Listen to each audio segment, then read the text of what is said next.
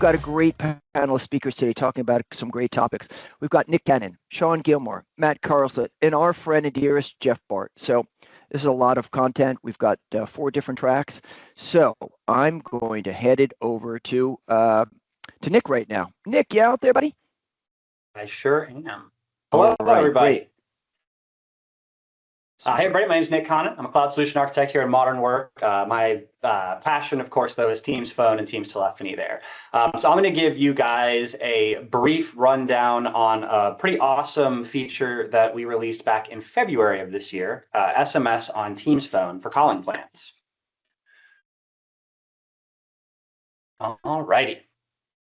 So as of February, Microsoft Teams calling plans now support sending and receiving SMS messages within Teams chat for users in the United States and Canada.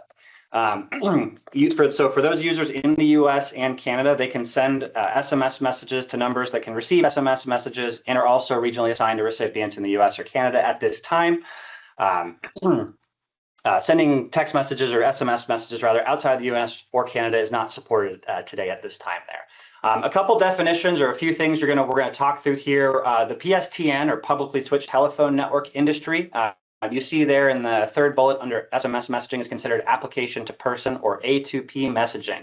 This means this is not you're texting your friends on Teams. This is business messaging. If you're getting your business text messages letting you know about sales or things like that, that is the concept here I want you guys to keep in mind when we're talking about SMS messaging in Teams.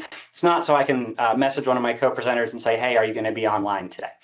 So all SMS messaging within Teams to and from is considered business messaging, non-consumer, and application to person.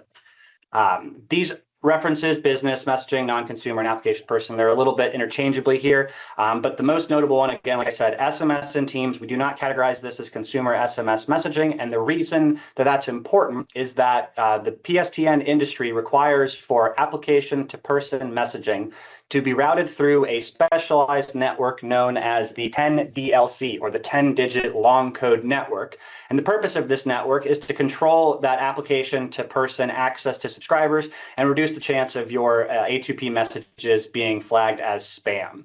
So how do we do that? What is the process? What does that look like? Well, you're going to work with a group called the Campaign Registry. You're going to use us as the intermediary here. You're going to, and we'll walk through what that process looks like. But there is the TCR is an independent approving authority that will validate legitimate SMS messaging for purposes around this A2P process there. And the reason being is it requires brand vetting to make sure we can achieve higher trust scores for better message throughput and delivery rates. And typically with this, especially from a 10-digit long code side of the house, for companies outside of the Russell 3000 list, there's some brand vetting required here as well. So before you as an organization can send or transmit A2P messages into that network and to your subscribers, you have to be approved by validating your company and the intent for accessing this network. So that is a brand and a campaign, which we're going to dive into here in just a moment. We, Microsoft, are required to facilitate your registration with the campaign registry before we can enable your Teams calling plan numbers for SMS. So you'll use the Teams Admin Center, which I'll showcase here in just a moment, to pass along that brand and campaign information to the campaign registry. They then will review your brand and campaign, ensure SMS messaging integrity, compliance, and accountability with industry standards. And then once we get an approval there, you'll be able to enable phone numbers for SMS texting. So what I want to showcase here first is creating a brand. So you'll notice if we're in the Teams Admin Center and we go under Voice to Service Configuration, there's an SMS section in here now. And this is where we go through and we fill out a lot of information about our brand. And that's going to require a tax ID and a whole bunch of business-specific legal information that we're submitting alongside this to validate and vet that you are a real company and are going to be using this for real purposes. You're not just a fake company somewhere there. That's the first step, right? We create the brand here. Once we've created the brand and that brand gets approved, we can then create our campaign. The campaign is you defining what we're using this for, right? How are we messaging with folks? There's going to be a terms of use you configure within here as well. Opt-in and opt-out messages, right? If you want a response that says reply stop to have this stop going, all of that is configured through this campaign. And so step one, submit your brand. Step 2, you create your campaign. And then once that's done and that's been approved, it is very, very simple to enable SMS on a calling plan phone number. As you can see here on this screenshot, you select a calling plan phone number once your branding campaign has been approved, and you'll see there's an enable SMS option for those calling plan phone numbers there. So what does this cost, right? What do we need to worry about from a licensing perspective, and a few things there? Well, it's a good question here to have. Teams phone license plus a calling plan. There's pay-as-you-go options or the domestic calling plan options there. If you look on the right side, you'll see there are some included SMS message packages within there in your calling plan type. So if you have the domestic 120 calling plan, there's 100 included SMS chunks, and we'll talk about that in a second here. There's the full domestic one is 200 messages, and the domestic and international also has 200 messages. But you'll notice there that the pay-as-you-go does not have any included SMS segments there. And you hear me saying segments. Each SMS message is billed per 160 character segment there. So if you send 165 characters, it'll be 160 characters in one segment and 5 in the next, and that is 2 SMS messages there. There are potentially some carrier fees as well, and I apologize, that is incredibly hard to see on this slide. I'll get that updated before we send the slide deck out there. But carrier fees are included in these calling plans there. For any overages there, they'll be added on as part of that per message.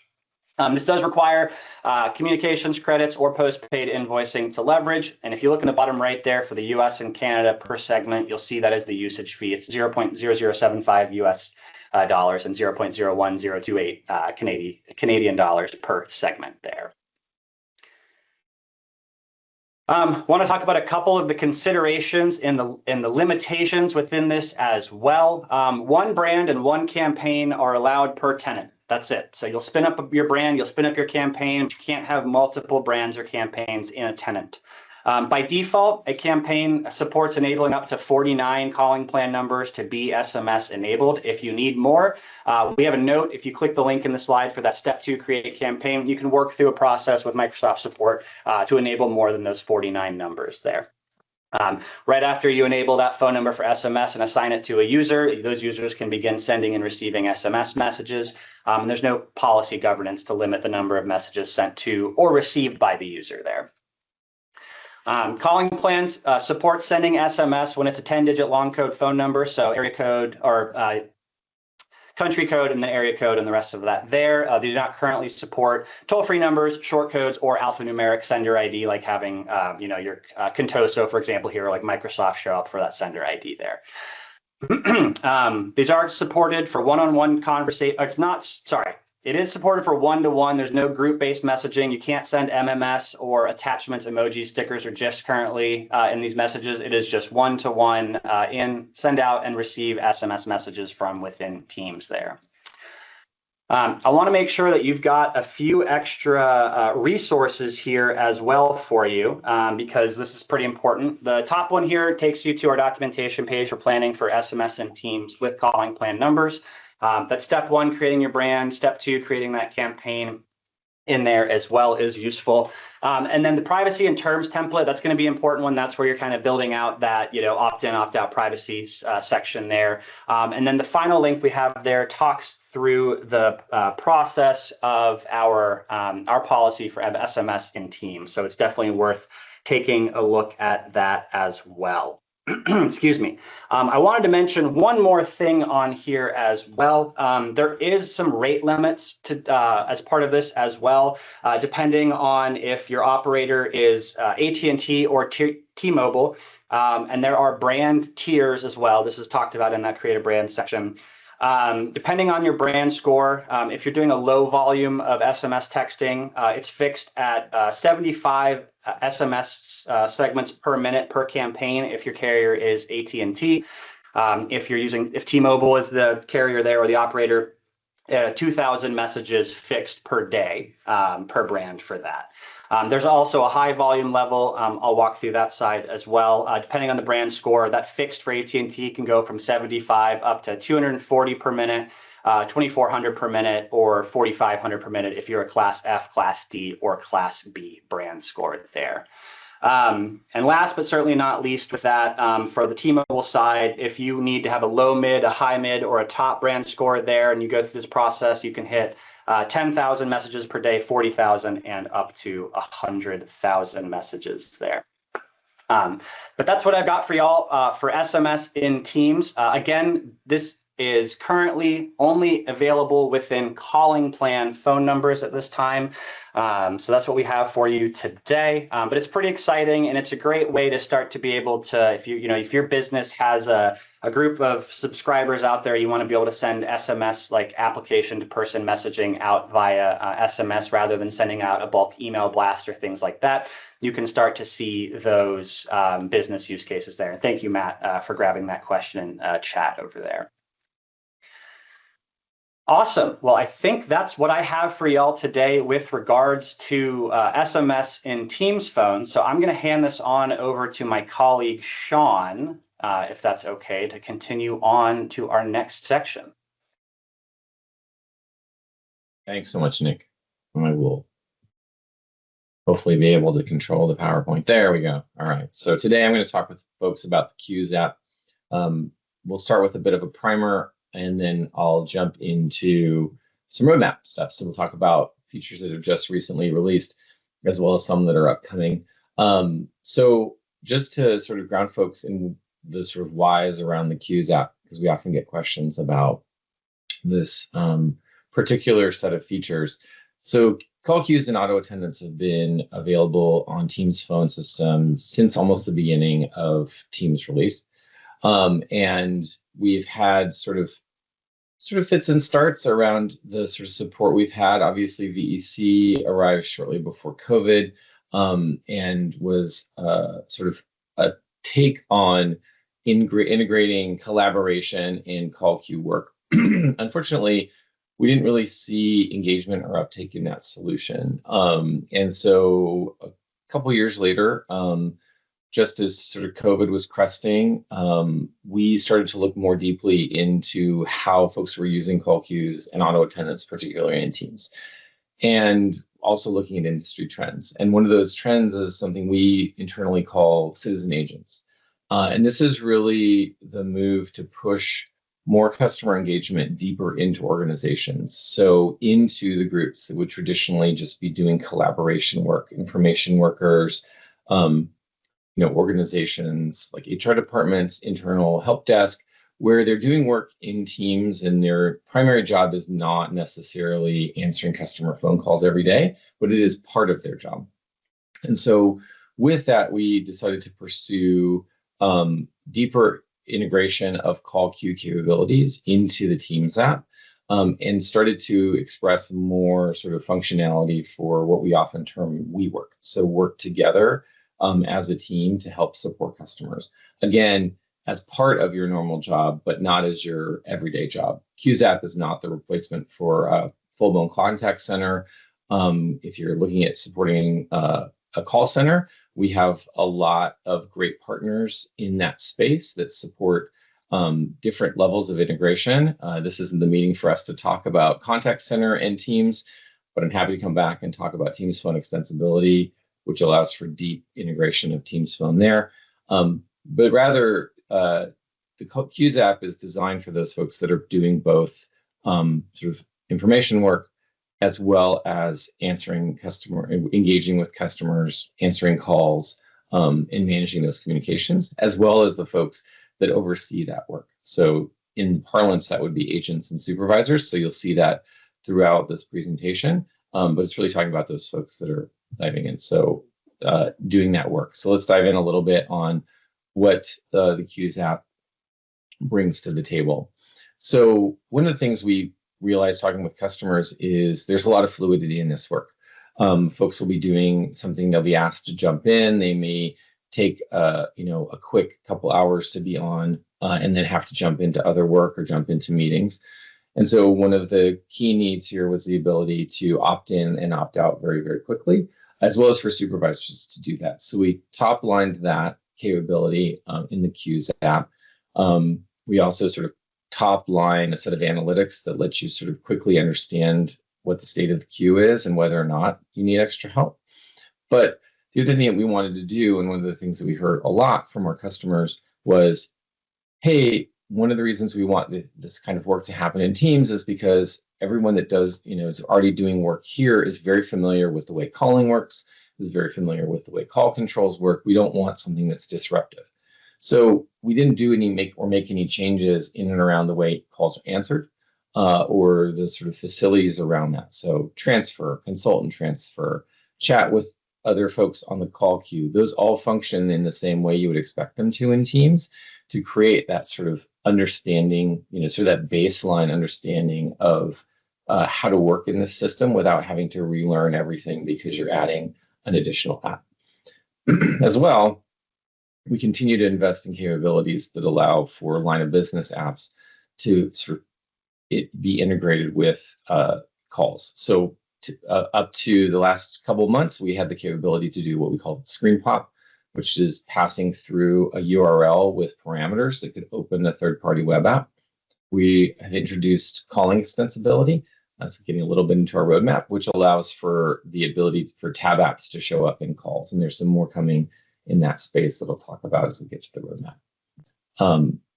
So, the view, as I had mentioned, was to sort of keep people in that space, that they can easily sort of understand and function within the parameters of Teams that they're already aware of. So the ability to record a call, to see the transcript and the recording in the call history that's associated with that call that they took, the ability to dynamically place calls and use a dial pad you're very familiar with. That's all sort of in this space. And so what we're trying to do is bring the new in without sort of abandoning the old, and keep people in the flow of work that they're very, very used to, while adding capabilities on top of it. So on top of that, like I said, we have this ability to see the analytics for that. That's both real time and historic. Agents see a view generalized towards the queue and towards their work, while supervisors get a lot more depth in what they can see and how they can dig into it. And this is also, the capabilities here do not supplant the ability today, which exists in TAC, to export all of the data and be able to consume that in things like Power BI. But this is just an easy set of visualizations that allow sort of the top level or most commonly asked data pieces to be shown to supervisors. As well, one of the things that we get often asked about a lot, particularly in the auto tenant and call queue management space, is, hey, can we give some of these admin capabilities to folks that aren't admins and do not need to live and work in TAC? Things like, who's a member of the call queue? What are the working hours? Holidays, voicemail messages, things of that nature that you really don't want to burden an admin team with changing and being fluid to. So we've moved that capability of associating that with an authorized user. That authorized user, we often shorthand to supervisor on the Teams side, has the ability to manage those settings directly from the Teams app and the settings app. They have a view on all of the call queues and auto attendants they have authorized user permissions for, and can easily manage those things in the sort of fluidity of work without having to have admin credentials or go to TAC. So that's sort of just a high level view of what the Queues app is. There's a lot more there. There's more coming, which I'll talk about in a minute. Really quick, just to understand the sort of licensing that goes around with call queues. So anyone who receives or makes a call on a call queue today needs a Teams phone license, as well as a Teams subscription. Obviously, you're working within Teams. And the Queues app itself requires a premium license. And along with that license comes along all the other premium features, including things like recap for recorded calls and the security features and premium branding and things like that. And of course, connectivity whenever you're talking about calling is absolutely necessary. So with that, I'm going to dive a little bit into what we just recently released, as well as what's coming. And I realized there's a piece that I should probably have added in here, which I'll just talk to you as we go through. Really quick, a little bit on the service side, the back end improvements around call queues and routing. So first is the ability to offer callback in call queues. This shipped earlier this year. This basically enables you to allow a customer to give us confirm the phone number that they used to call the call queue is a good callback number. If they do, they can hang up the phone. They'll maintain their place in the queue will be maintained. And once that's reached, the agent will be rung, they'll join the call, and then the customer will be rung and they'll join the call. And that way, the customer isn't sort of rung and then put back on hold and hearing hold music. They go directly in with agents. So this is available today and can be set up in TAC. Similarly, just released in the last month or so is the ability to set call priorities for call queues. This basically lets you set one of 5 priorities based either on the routing number that's coming in through or customer selections and auto attendance. It's completely invisible to the customer, but what this does is ensure that the priority filters through into the call queue itself. And then, of course, we respect the order of the call queue. So if you have 2 very high priority calls and 2 very low priority calls, and a third very high priority call comes in, that's going to slot in the 3rd slot in the queue above the very low, but behind the 2 already very high priorities that have come in. So this is available today and can be set up for call queues. As well, we've released Monitor Whisper Barge as a capability for call queue calls managed through the Call Queues app. This allows a supervisor to select an agent. They'll monitor their calls. They'll be able to whisper to that agent, so the agent will hear their their voice, but the customer will not. They can join or barge into the call as a full-blown participant, at which point they can speak to the customer. And in extreme cases, they can take over the call, which removes the agent and leaves them on the line with the customer. This is all available today in the Queues app, so you can start using it right away. So stuff that's coming soon. We've gotten a lot of feedback around compliance recording and call queues. Historically, this is very complex to do. You can set it up so that the individual agents within a call queue were under compliance recording policy, but that meant that all of those agents all of those agents' calls, regardless of call queue or not, were recorded. This changes that and makes it so the call queue itself has compliance recording policy. And so only the calls coming into the call queue will be recorded, whether it's an agent or a supervisor taking it. You don't have to do any specific user-based policy in this case. This is in preview right now with the ISVs that build our compliance recording solutions. I expect that we'll release those APIs into production in the early part of the summer, at which point those ISVs will start integrating them and rolling them out. So once you see this sort of MC post that these are available, you can reach out to your ISVs and ask them their timelines. Keep in mind, there's always a delta when we are working on the platform side of things. I talked a little bit about this earlier. We are fully supporting in-call extensibility today with tab apps. This allows you to, install and pin an app for people in the call queue so that when they answer the call, that app comes up in the app pane and they can interact with it. This could be CRM, ticketing, whatever you need in that space that's going to make your agents' lives easier.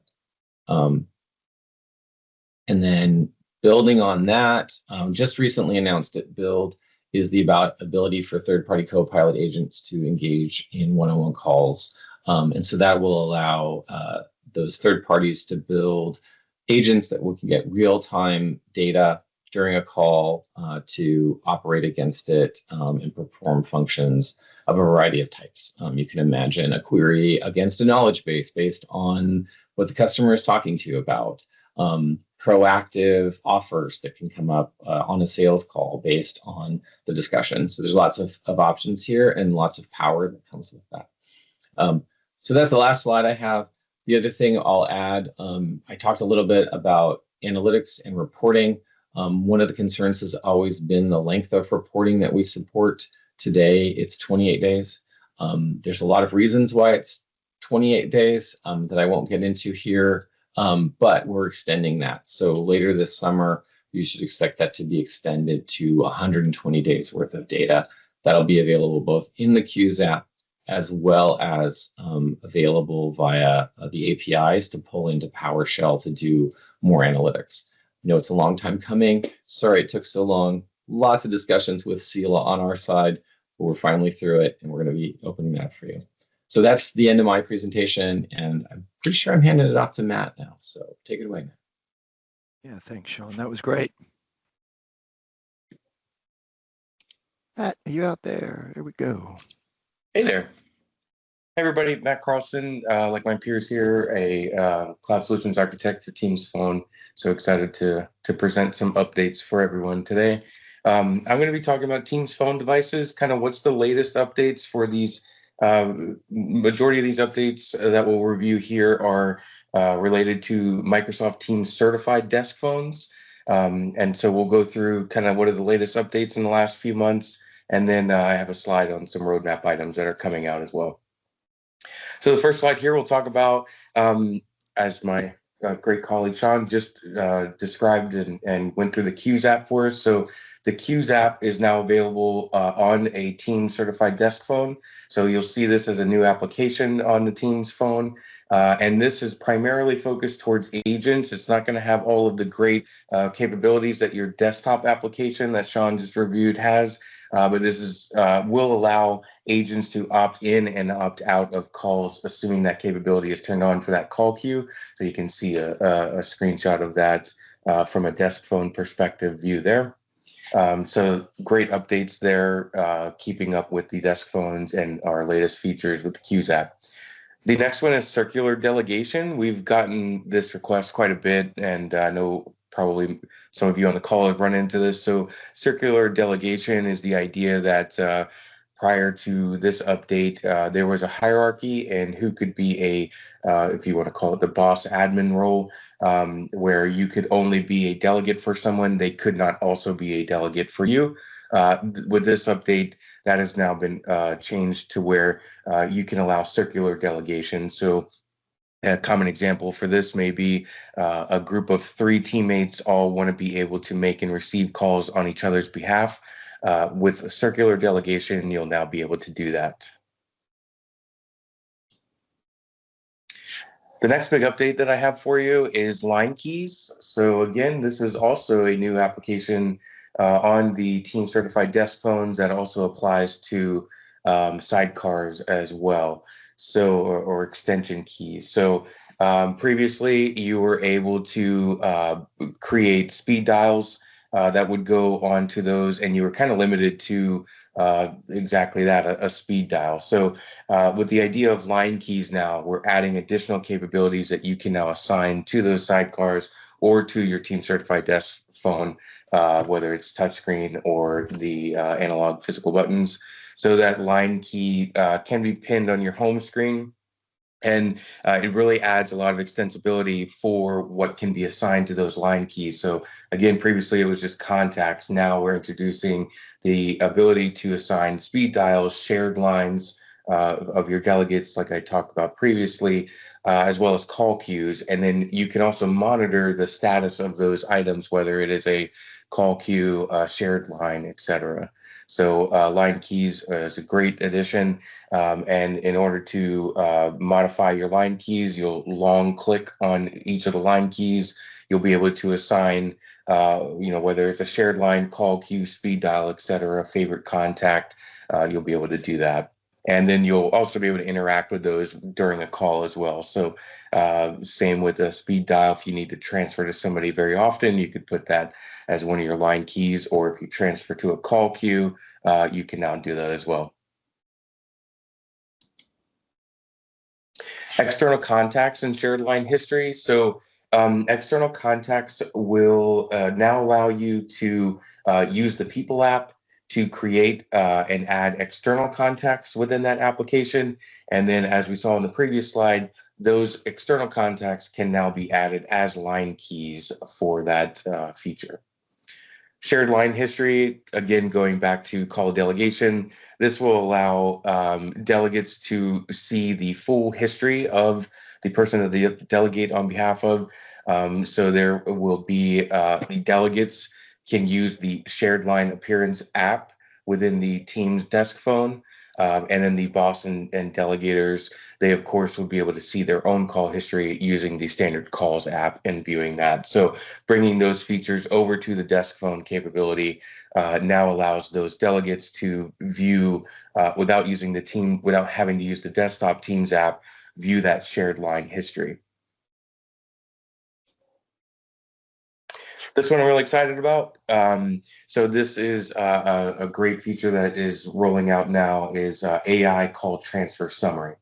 So the idea here is that let's say you're on a phone call with somebody and you've gone through a 10-minute chat and now we need to transfer that call over to another agent or another person in my organization. I want to send over that call, whether that is a consultative transfer or a blind transfer, either one works. And with that call, I want to send over a Copilot generated call summary.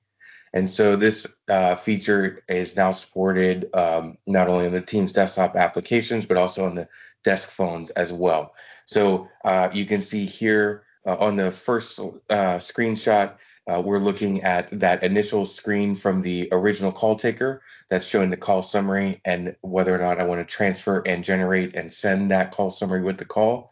The middle screen is the person being transferred to. What they're seeing is they're seeing that incoming transfer. And then the final screen is that person who took the transfer is now seeing that AI generated, Copilot generated call summary. This does require an M365 Copilot license and transcription enabled. So those are prerequisites for this feature to be utilized by your end users, but obviously great features coming out with more extensibility and features with Copilot. So super excited about that one. Love to hear any feedback that anyone has for that. Alrighty, my last slide here is going to be some roadmap items that are coming up over the next quarter, 2 quarters or so.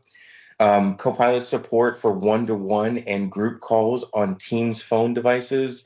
So somewhat similar to where we saw the AI-generated transfer notes. This will also allow a Copilot to be supported in those one-to-one or group calls while taking those calls on a physical Teams desk phone device. So great stuff coming out there. Line keys, there's some great updates coming there. So the first one is that line keys will be able to be configured from the Teams Admin Center in an upcoming update. So that's going to allow admins to use the Teams Admin Center specifically around common area phone devices that need to be managed more centrally by your telephony or IT admins. So we will be able to push line key configurations to those common area phones from the Teams Admin Center. The next one, also related to line keys, is the ability to set unique ringtones and choose how each line key alerts you. So there may be some line keys where you simply want it to flash or you want it to ring and flash. Each individual line key will be able to be updated with its own configuration, a custom ringtone, ring with a flash, or flash only. And the final one is remote contact management. So somewhat similar to the idea of the line key configuration from the Teams Admin Center, IT admins will be able to push a set of contacts from the Teams Admin Center to Teams phones as company contacts. So think of this as setting speed dials or custom contacts that can be set as speed dials to everyone within a specific user group or maybe a department that always uses the same couple lines. Instead of having each individual user or common area phone add those as speed dials or contact cards within the desk phone device, you'll be able to do that centrally from the Teams Admin Center. Awesome. Well, hope everybody learned something there, and I'm going to be passing it off to Jeff Baart. Cool. Thanks, Matt. If you want to stick it on the next slide, I'm not going to take control there because we're going to just jump into, after I cover the slide itself, we'll cover kind of some real world harbor tour on-screen demos. So go ahead and fast forward to that. These links here are clickable, but you'll be able to get to them. Just some release notes on the Teams Admin Center. This is not the exhaustive list of all the things that we've offered in administrative capabilities for teams. Our engineering group has done a lot of fantastic work this year. These are some of my favorites, the ones that I tend to use the most, or at least I get a lot of questions from my customers.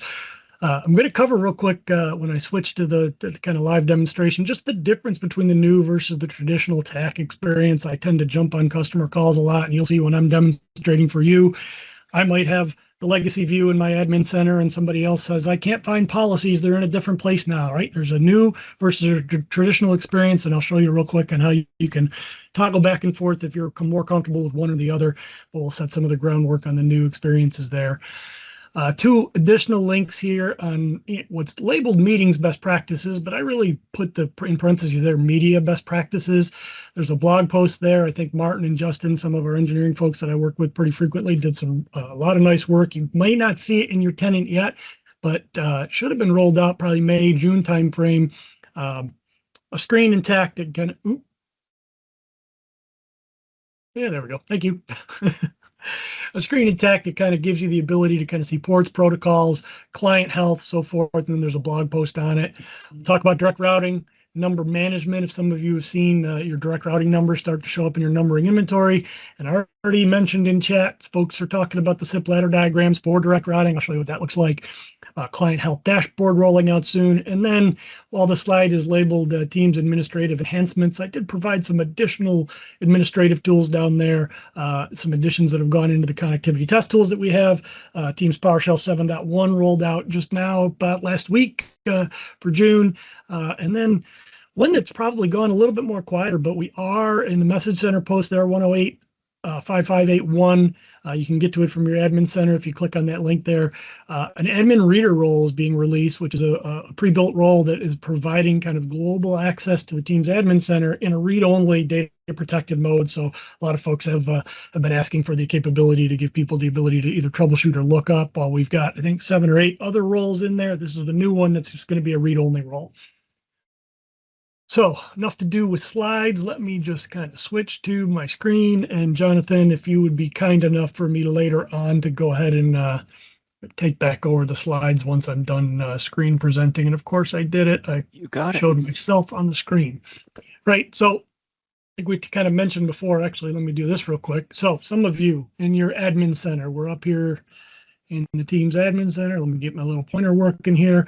Some of you guys see this kind of white looking screen where all of your global policies are centralized, and then your organization or tenant-wide customized policies are here. This is considered to be the new experience. Just beware if you haven't learned this one yet, don't know the new experience, don't like the new experience, whatever it might be. Down here in the lower right-hand corner, we've got switched to the old experience.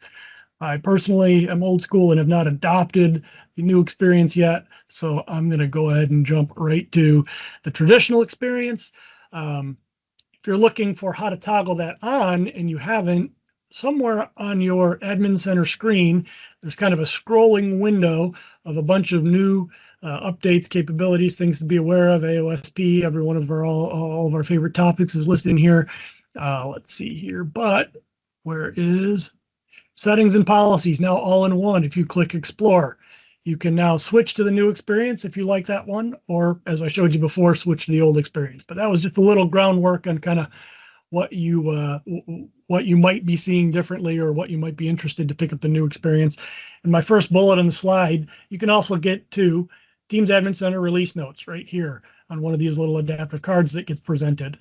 Also admin training for Teams. Nothing new here, just wanted to kind of make sure that folks were familiar with the two different experiences. Let's see, we talked about meetings and best practices. Feel free when we go back to the slides or when we provide the slides and recording later on, you can get to those links. But if we expand our admin center here and we go underneath meetings,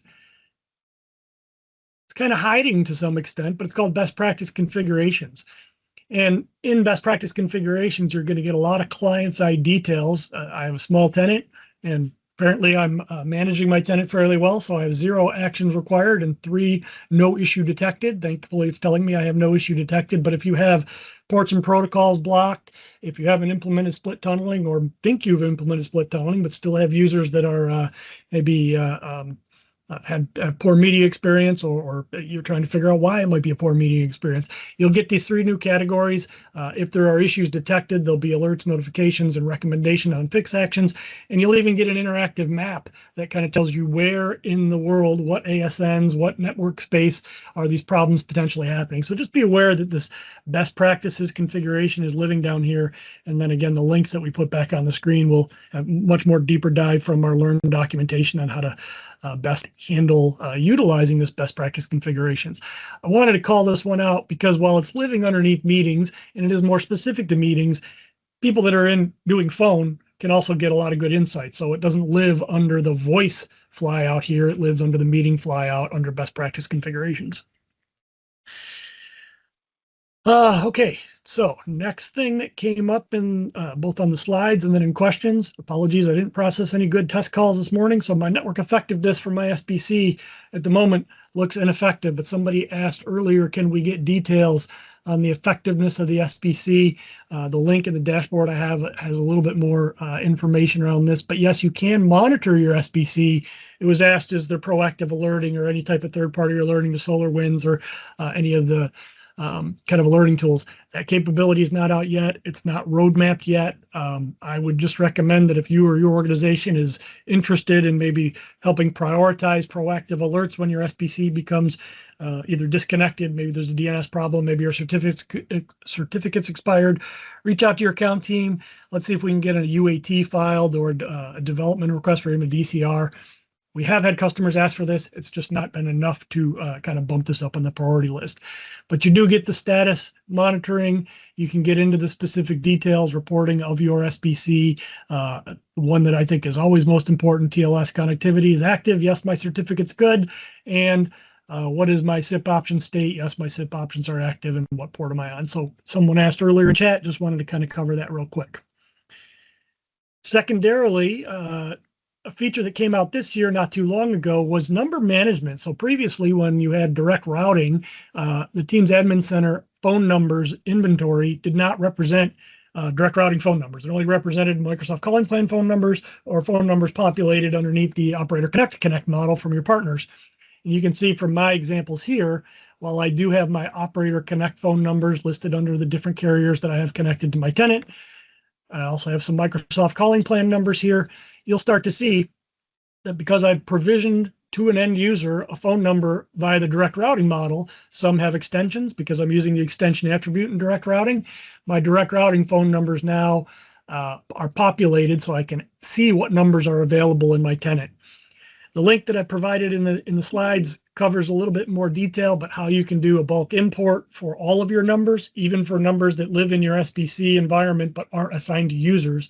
So by default, they populate in the inventory here once they're assigned to a user, but you can do an import to say, here are the other numbers that I own that are routed to my SBC, but not currently assigned to users. There's an Excel template, and the guide on how to import your phone numbers for direct routing is provided in that link that I have there. Okay, SIP diagrams, also related to direct routing, but yet stored intact kind of in another area. So down here under analytics and reports. We're going to go to our usage reporting. And for all of you folks that are out there, let me just start from scratch here. All you folks that are out there that are Teams admin folks, the drop-down set of reports, a lot of changes in here now. We've got app utilization reports. We've got the SMS notifications and usage reports. But under PSTN usage, this report's existed for a while. What you haven't seen in the past is the ability to select a SIP call flow. It's only for direct routing, but if I grab any one of my direct routing calls, you can now get a SIP call flow with some explanation and some details on each one of the legs of the call flow itself.